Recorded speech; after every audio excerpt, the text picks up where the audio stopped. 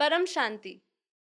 आप सभी का स्वागत है परम शांति मोटिवेशन एंड मेडिटेशन चैनल पे। मैं साक्षी हूँ और आज हम बात करने वाले हैं महाशिवरात्रि पर। आज जो पर्व है, आज जो उत्सव है वो महाशिवरात्रि का है। तो आज हमने सोचा कि क्यों नहीं हम इस अवसर को, इस उत्सव को और भी श्रेष्ठ बनाएं, कुछ ज्ञान की बातों को समझ के, शिव की महिमा को समझ के, शिव की शक्तियों को समझ के, शिवत्व को समझ के, क्यों जीव ही शिव बन गया और शिव ही जीव बन गया, इसके यथा अर्थ को समझेंगे हम आज। और साथ ही साथ ये भी जानेंगे हम कि शिव ही सत्य है, शिव ही अनंत है और शिव ही मैं हूँ, इसका यथार्थ अर्थ क्या होता है। साथ ही साथ हम शिव योग के बारे में भी जानेंगे। तो बने रहिए, आज इस पूरे एपिसोड को ज़रूर देखिए और अपने ज्ञान में वृद्धि करिए। तो शुरू करते हैं इस एपिसोड को। तो आप सभी का मैं स्वागत करती हूँ। तो देखिए, आज हम जान रहे हैं भारतीय आध्यात्मिक परंपरा में शिव को का क्या अर्थ समझाया गया है। तो देखिए, भारतीय आध्यात्मिक परंपरा में कहते हैं शिव को परम चेतना या सर्वोच्चम वास्तविकता का रूप माना जाता है, जबकि जीव उस चेतना का व्यक्तिगत या सीमित अभिव्यक्ति है। अर्थात इसको समझे तो जो जीव है वो बहुत ही सीमित प्राणी है, लेकिन वही जीव में क्षमता है कि वो शिव समान बन सके और वो शिवत्व को प्राप्त कर सके। अर्थात शिव ही अपने आप को जीव के रूप में प्रकट करता है और जीव का अंतिम लक्ष्य शिवत्व की प्राप्ति है। तो यदि हम वास्तव में, आज महाशिवरात्रि है, तो महाशिवरात्रि में अगर हम कुछ भी हम शिव को समर्पण करना चाहते हैं तो हमें समर्पण करना चाहिए कि हमें ये संकल्प लेना चाहिए कि हम उस शिवत्व को कैसे प्राप्त करें।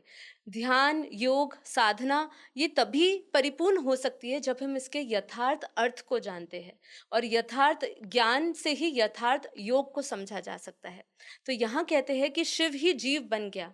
अब हमें जीव से शिव बनना है। सीधे किसी एक शास्त्र में इसके बारे में वैसे आपको मिलेगा नहीं, लेकिन इसको विभिन्न उपनिषदों में, वेदांतों में, तंत्र ग्रंथों में इसकी प्रतिपादितता समाई गई है। तो यहाँ शास्त्रीय संदर्भ में समझाते हैं कि बृहदारण्यक उपनिषद में, कि इस उपनिषद में ऐसा कहा गया है कि अहम ब्रह्मास्मि, अर्थात मैं ही ब्रह्म हूँ। यह उद्घोषणा दर्शाती है कि व्यक्तिगत जो आत्मा है वही ब्रह्म समान है, वही ब्रह्म स्वरूप है। इसीलिए हमें बापूजी ने भी समझाया कि तुम ब्रह्म समान हो, तुम ही ब्रह्म स्वरूप हो, तुम अपने आप को जानो। तो इस विशेष उत्सव पे हमें क्या करना चाहिए, कहाँ उपवास करना चाहिए, क्या हमें साधना करनी चाहिए, ये सब चीज़ों को हमें जानना है। क्या ये केवल एक शारीरिक रूप से ही होना चाहिए, या इसमें कुछ ऐसी हमें चिंतन लगाना चाहिए कि जहाँ पे हम ये समझ सके कि हम ही शिव है, हम ही ब्रह्म है, हम उस स्वरूप को वास्तविक तरह से जाने और उसको समझे और उसका अनुभव करें। तो यहाँ पे मांडुक्य उपनिषद में भी क्या कहा है, अहम आत्मा ब्रह्म, यह आत्मा ही ब्रह्म है। ये वाक्य स्पष्ट करता है कि हमारी आत्मा और ब्रह्म में कोई भेद नहीं है। जब हम उस अद्वैत को जान जाते हैं तब हमें समझ आता है कि वो हम उस शिव का ही अंश है, हम ही सब शिव है और शिव को ही परमात्मा कहा गया है। इस विचार का आध्यात्मिक अर्थ यह भी है कि प्रत्येक जीव में शिव का अंश विद्यमान है। हमारे उद्देश्य अपने भीतर की उस दिव्यता को पहचानना है और आत्मसात करना है, जिससे कि हम अपनी सीमित पहचान क्या है, हमारी जीव, और अनंत पहचान क्या है, हमारी शिव। तो ये सीमित पहचान से उन्नत होकर हम उस असीमित चेतना अर्थात शिव को प्राप्त करें। ब्रह्मांड में एक रहस्यमय ऊर्जा जिससे सब जगत चलायमान है, उसी को शिव कहा गया है। वैज्ञानिक अभी भी इसका कोई नाम नहीं पहचान पाए, हालांकि प्राचीन काल में जो ऋषि मुनि संत हुए उन्होंने इसको अज्ञात शक्ति भी कहा गया है। तो शिव वह ऊर्जा है जो हर जीव में के भीतर मौजूद है, बस आपको उसको पहचानना है। शिवत्व का तात्पर्य क्या है, शिव जैसा होना। हम ये भी जानेंगे कि शिव के कितने रूप है, शिव निराकार भी है, शिव आकारी भी है, शिव साकारी भी है। ये तीनों भेद को भी अभी हम जानेंगे, तो बने रहिए। तो यहाँ क्या कह रहे हैं, शिवत्व का अर्थ है कि शिव जैसा होना। शिव केवल एक देवता नहीं है या विशेष व्यक्तित्व नहीं है, बल्कि वह एक ऐसी अवस्था का प्रतिनिधित्व करते हैं जहां मनुष्य में कुछ शेष नहीं रहता, न मन रहता है, न शरीर रहता है, न मोक्ष रहता है, केवल वो शुद्ध चेतना रहती है।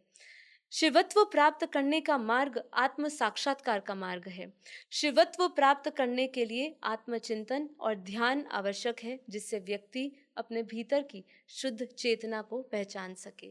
शिव ही सत्य है, शिव ही अनंत है और शिव ही मैं हूँ। इसका गूढ़ अर्थ और आध्यात्मिक व्याख्या अब हम समझेंगे।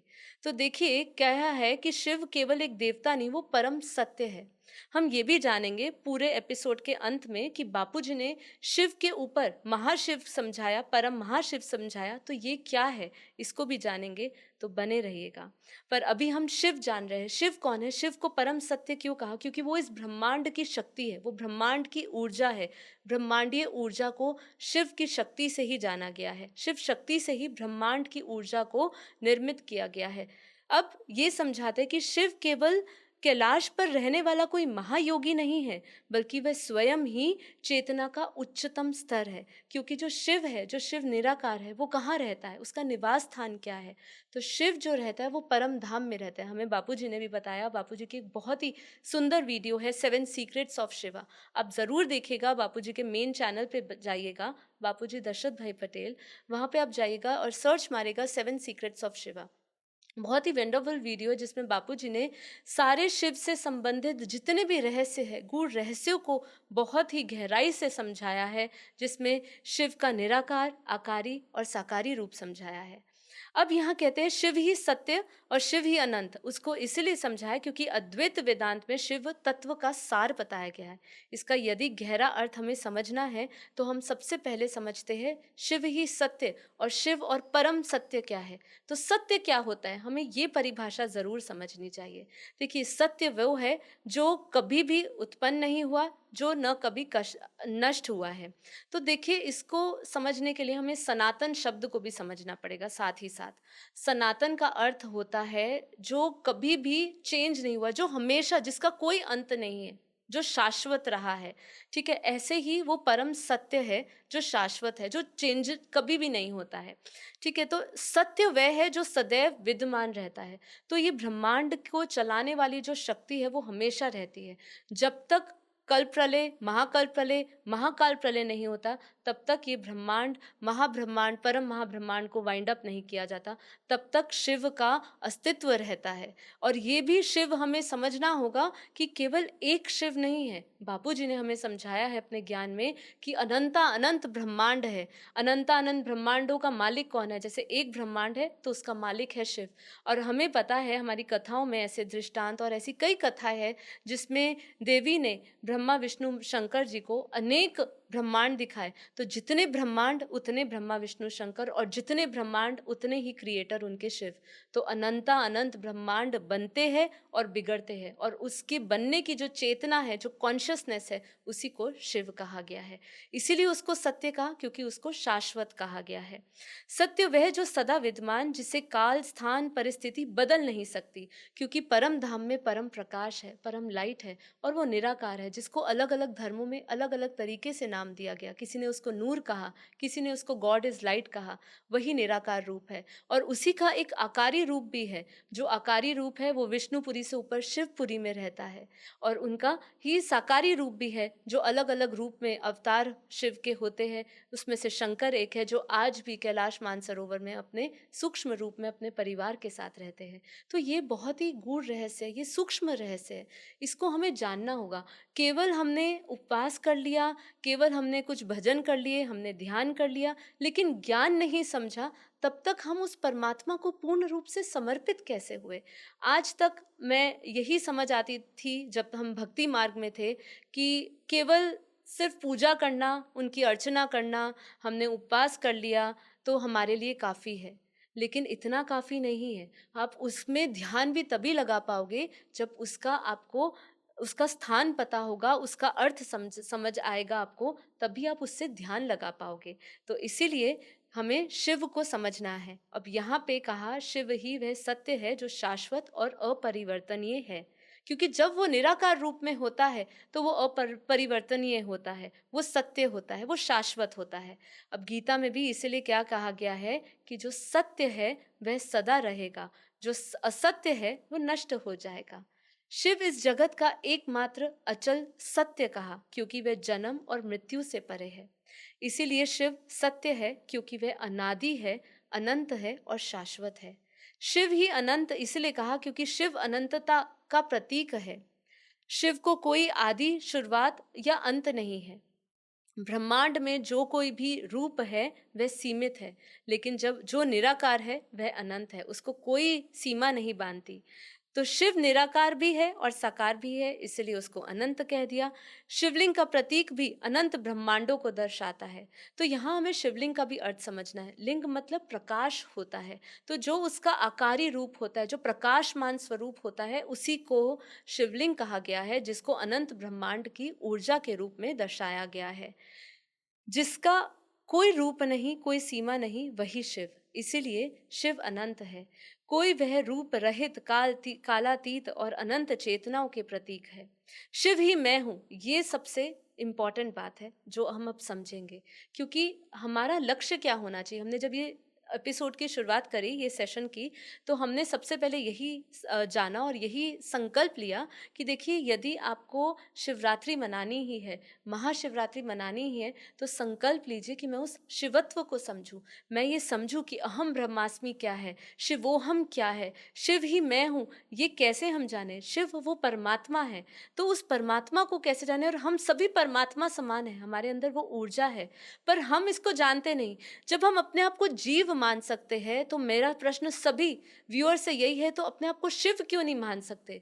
अपने आप को सर्वोच्चम ऊर्जा से क्यों नहीं जोड़ सकते? क्यों हम अपने आप को हमेशा गिरा हुआ समझे?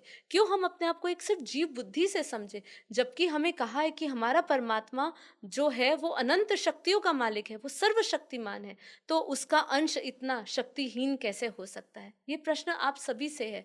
मैं यही चाहती हूँ कि आज का जो आपको संदेश मिले शिवरात्रि पर, यही मिले कि हम सभी संकल्प लें। सभी शिव समान हैं, लेकिन किसी का शिवत्व जागृत हो चुका है, किसी ने जान लिया है कि अहम ब्रह्मास्मि, कि मैं ही आत्मा हूँ, दिव्य आत्मा हूँ, प्रकाशित आत्मा हूँ, और कोई अभी भी जीव बुद्धि में जी रहा है। तो इसीलिए शिव ही मैं, शिवोहम का रहस्य क्या कह रहा है? शिव ही मैं का अर्थ है कि मैं ये शरीर नहीं, मैं आत्मा हूँ, मैं सीमित नहीं, मैं अनंत हूँ, मैं केवल नाम और रूप नहीं बल्कि ब्रह्म हूँ। तो ये चीज को अपने आप को समझना है। इसलिए अद्वैत वेदांत में क्या कहा?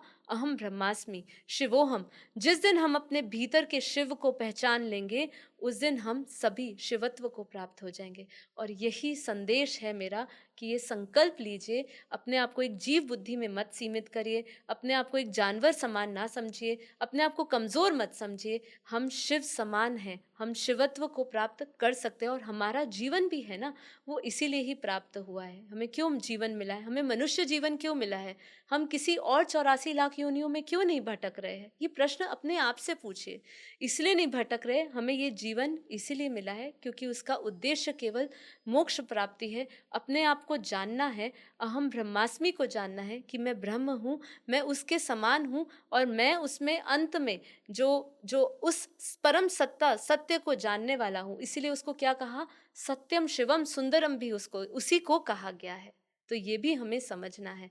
तो जब तक आपके अंदर इसका ज्ञान नहीं आएगा, तब तक आप उसकी शक्ति को नहीं जानोगे, उससे ध्यान नहीं लगेगा। तो आगे कह रहे हैं कि जिस दिन हम अपने भीतर की उस शिव को पहचान लेंगे, उसी दिन हम शिवत्व को प्राप्त कर लेंगे। शिव मंदिर में जाकर उनकी पूजा करने से ज्यादा महत्वपूर्ण ये समझना है कि हम स्वयं शिव है। इसीलिए शिव ही मैं हूँ का अर्थ यही है कि मेरी आत्मा भी शिव की तरह शुद्ध, अनंत और दिव्य है। अब इसका अनुभव कैसे करें? इसका अनुभव कैसे करें कि शिव मैं हूँ? इसका हम अनुभव कर सकते हैं ध्यान से। अब पर ध्यान भी हमें समझना है कि ये ध्यान कैसे करें। इसीलिए हमें बापूजी ने ज्ञान योग सिखाया। भगवत गीता में हम अनेक प्रकार के योग समझते हैं, लेकिन ज्ञान योग उसमें से सर्वश्रेष्ठ है।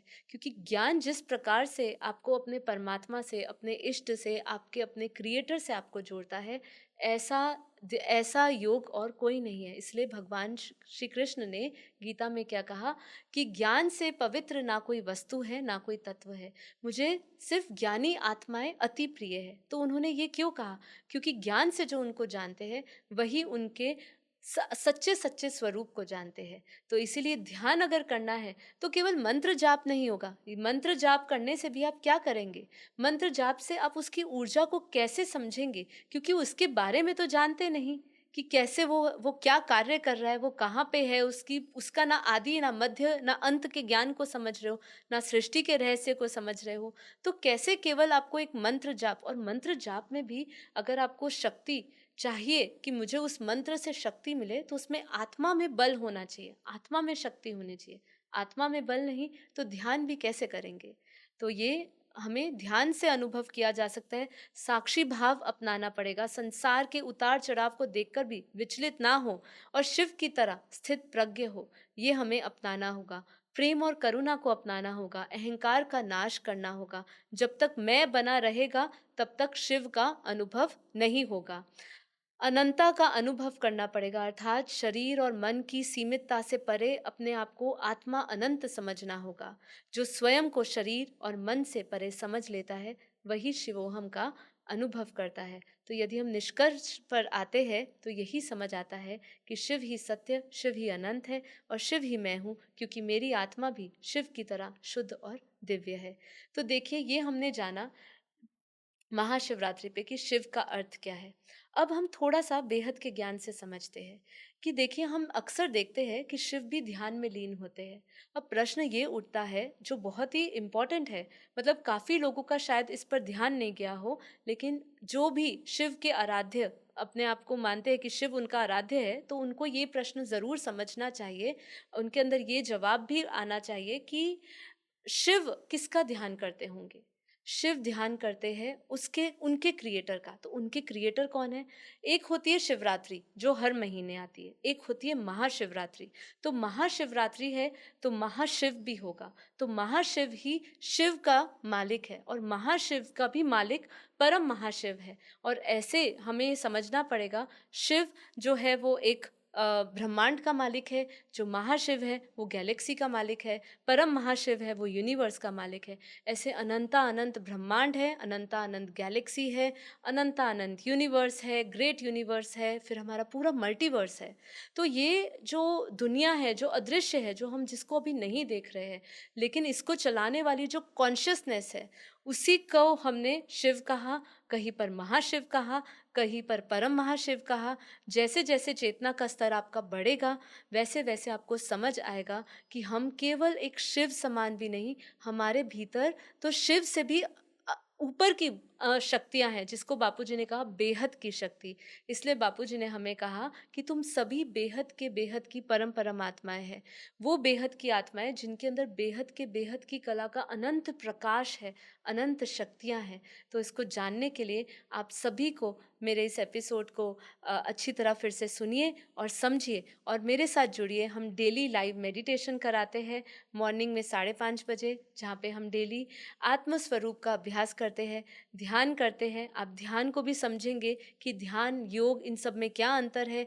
योग का आप वास्तविक तरीका समझेंगे कि इसको किस तरीके से अपना सकते हैं अपने जीवन में, और साथ ही साथ ज्ञान योग क्या है ये भी आप समझेंगे। तो मैं आप सभी का हार्दिक स्वागत करती हूँ और साथ ही साथ आप सभी को निमंत्रित करती हूँ कि आप मेरे साथ आइए और इस दिव्य कार्य को, जो हम विश्व कल्याण कार्य कर रहे हैं, उसमें आप हमारे साथ सहयोगी बनिए। तो आप सभी को महाशिवरात्रि की ढेर सारी शुभकामनाएं। यदि आपको ये एपिसोड पसंद आ रहा है तो आप इसको लाइक करिए और इस चैनल को सब्सक्राइब कर लीजिए हमारे साथ डेली लाइव मेडिटेशन में जुड़ने के लिए। आप सभी का धन्यवाद। परम शांति। बेहद की परम शांति सोचो, बोलो परम शांति। Join us daily for our morning live meditation, Monday to Saturday, 5:30 to 6:30 a.m. Join us daily for live meditation, 10 p.m. to 11 p.m. on YouTube Live. Subscribe now. Website www.paramshanti.org. Email us anand@paramshanti.org. Like, share, subscribe. Join today. बेहद की परम शांति सोचो।